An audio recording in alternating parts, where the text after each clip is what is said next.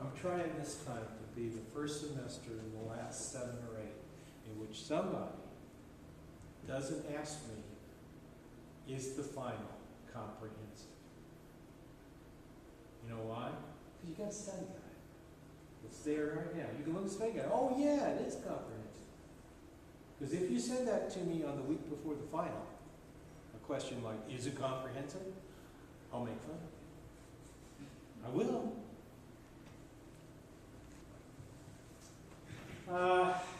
Discussion boards. Twice during the semesters, in weeks 4 and 12, there'll be a formal discussion requirement. So you get points for it, and it's basically compliance. I don't sit around and judge your response so much as, unless it's like this. Hey dude, cool.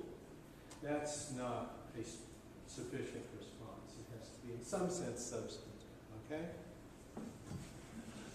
It should be timely. I'll give you a deadline for both the post and the responses. Now, some people say, well, I missed that deadline, could I make it up? It's hard to post something to a discussion board that's closed, you know, that everybody's done there. You don't get really good reactions to your post. It's sort of like being in a graveyard and doing oratory. You don't get a standing ovation. Okay, the philosophy statement. It's detailed in the assignment folders, topic list, rubric for completion. It should concern special education. I sometimes get philosophy statements people have obviously written for other classes. That gets a very low grade. Because it's supposed to be after you read about special education, history, law,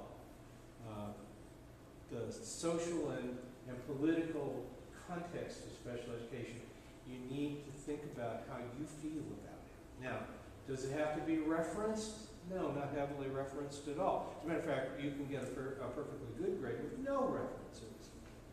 It's personal. However, some people do have references. Okay? 2 to 5 pages.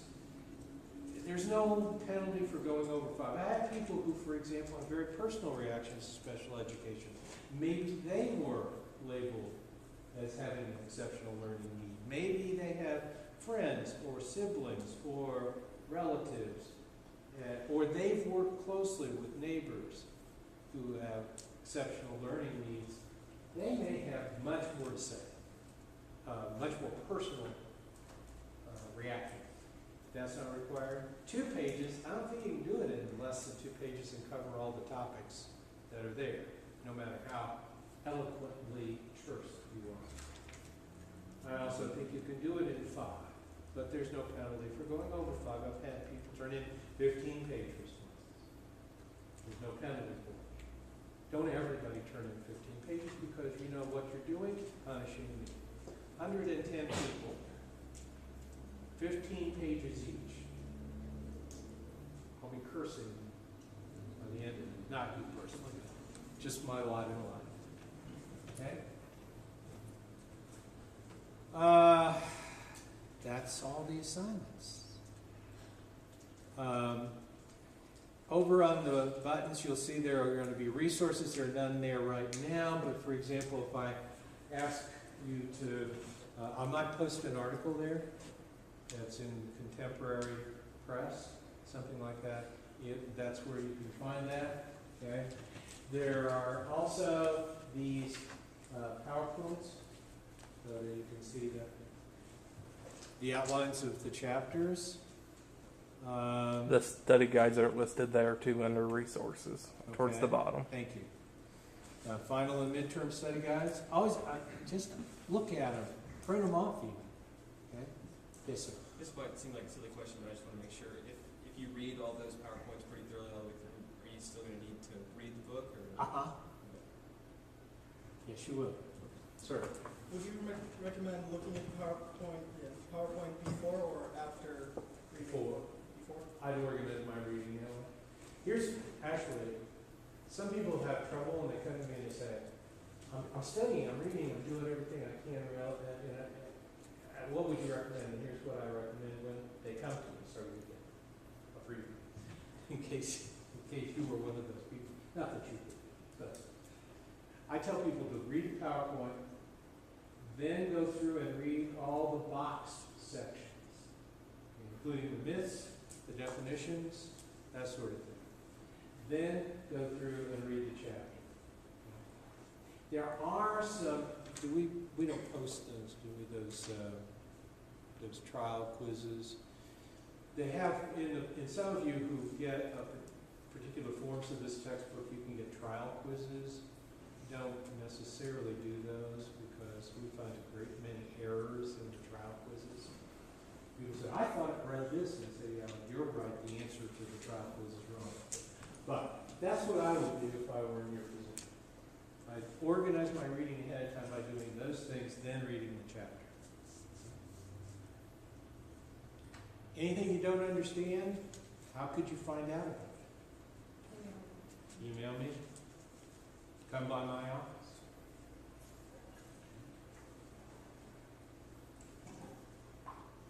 You could Google it. I find there is an awful lot of really bad stuff online about special needs learners. If you just Google, Google say with specific learning disabilities and diet, or even if you just do SLD, you'll find some things come up about diet. How many of you have heard that you can cure certain disabilities with diet, or that they have an impact? How many of you think that if I give little kids a lot of sugar, they get hyperactive? Okay? There's no scientific research to say that that's the case. I know every teacher I know thinks that. They're confident. How many of you think that the full moon is associated with various outbursts of behavior? Okay. How many of you think that diet with a high number of chemical additives causes some attention deficits? Well, if you Google, you'll find it. It's called the Feingold diet, megavitamin diets, sugar-free diets, gluten-free diets.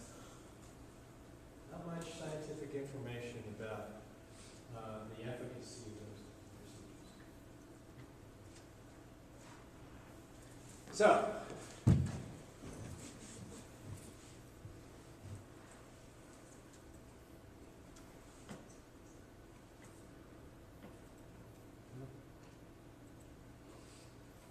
all right. That's what I wanted to tell you. Anybody have things they want to tell me? Yeah. I have a question. Is there a quiz this week? Yes. Yeah. Chapter 1. Yeah, till Sunday. So is it already open or will it be open tomorrow? It's open. Verse 7. So, If we do work ahead, if you cancel, oh my gosh, I don't really know this stuff as much as I did, kind of end it early and almost like a retry? Okay. now, once you commit to the quiz, you commit to the quiz. Good question. Sir? By Sunday at midnight, I assume you mean Sunday night and Monday morning, not Saturday night? At 12 o'clock on the cusp of being 12:01 a.m. the next day. Okay. Not noon. You said the answer will be coming, for the answer out on Wednesday, so does that mean you'll be able to see which ones really got wrong? I believe. I'm sorry, I didn't hear the question. She asked if, when the answers come out on Wednesday, will they be able to go back and see which ones they got wrong? Yes. Yes. You will know what your score is at the end of the quiz. Unless you go overtime, then we have to reset, or not reset, we have to clear that. What happens if in the middle of taking a quiz something terrible happens? Then you need to contact us and we will reset the quiz. Okay. Now, if you have me reset the quiz 7 times, course of a semester, I'll begin to think you have an unreliable computer connection, or you're not being honest. Because I know there are people who have looked at a quiz, like you were saying, and said, oh, and pulled the plug out the back of the computer, said, oh, my computer shut down. I might fall for that once, twice, 3 times. You might get an email saying, come see me. Here, I take these on paper. Like I said, I'm not looking for anybody, but don't push my face in the mud. Yes. Okay, so we be able to like look at the quizzes before we take the midterm and stuff, or no? You'll have them open. They will be open. They will be open. Okay. And the last one will be open on the Wednesday that the midterm comes out. I don't know yet which 72 hours it'll be. We haven't decided that yet. But you'll notice. And where will you find the notice? In the announcements, and you will receive an email. Okay? I didn't see if this was already up there, but can you retake the quizzes, say if we want to do that as like rehearsal or practice for it, or once it's done, it's done? No, we don't have that facility. Okay,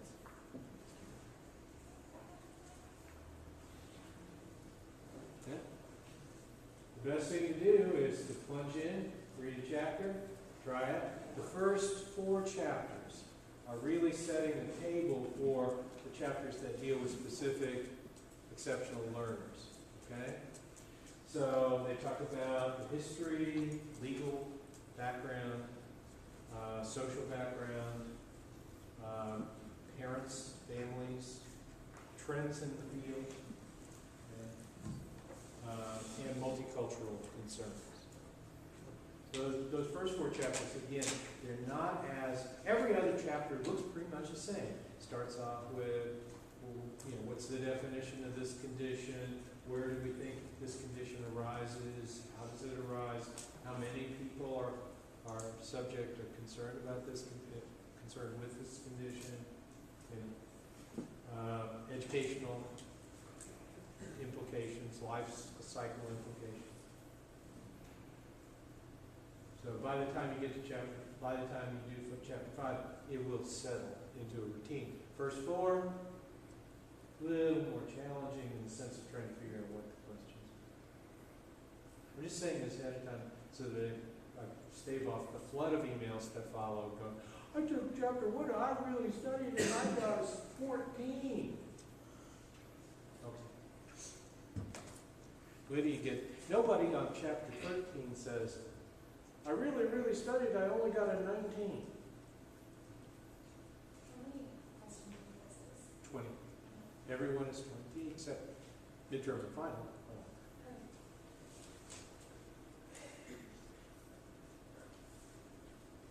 Final is face-to-face, and people will ask me, and then people will, because they'll forget, can I use my books and my notes? No. Okay? We'll see how many people ask. I keep a little secret. All right. I'm